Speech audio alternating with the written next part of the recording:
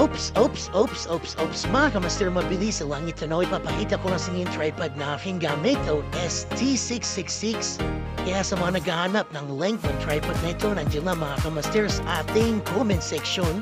So ang pagandaan lang dito kamaster, mayroon siyang lalagyan na binuksan na natin at mayroon siyang adjustment up and down. So ayan mga kamaster, kung makapakita niyo, mayroon siyang level para wala ka na kasi sa hulog. Ito pwede ito. Malilibel ka nito, malalagay ka sa tamang direksyon sa tamang tao na paglalagyan mo. Pwede mo siyang ikutin mga kamaster, baba, taas, yung adjustment na yan. Ang pagandaan nito kamaster, pwede siyang 360, naikutin mo siya at pwede siyang kahit anong anggulo. Tapos mga kamaster, mas maganda rito, mataas siya.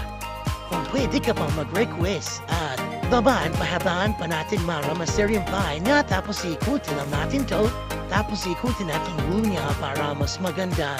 Pwede mo siyang up and down, left and right, at tapos kung re-request ka pa master, habaan tuloy natin mga master na re-request na yan ikaw pa yung puro. So mga master, tingin sa kaliwa.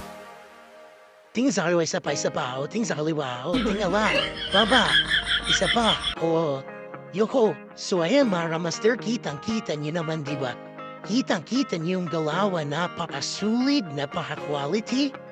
Tamang-tama to sa'yo mga master, isa kang digital creator, content creator, isa kang vlogger na matagal ka nang maghahanap ng tripod. Master, tamang-tama sa'yo to. Huwag mo nang palampasin itong mga bagay na ito. Ito mga master. Nire-recommend ako na siyo maganda sa mga kamaster pag ganito ang dala mong tripod. Ayaw na, pagkakaganyan. Ay ganda pa naman yan, ay sino pa namang hindi makakabili niyan pagkakaganyan tripod na dala mo.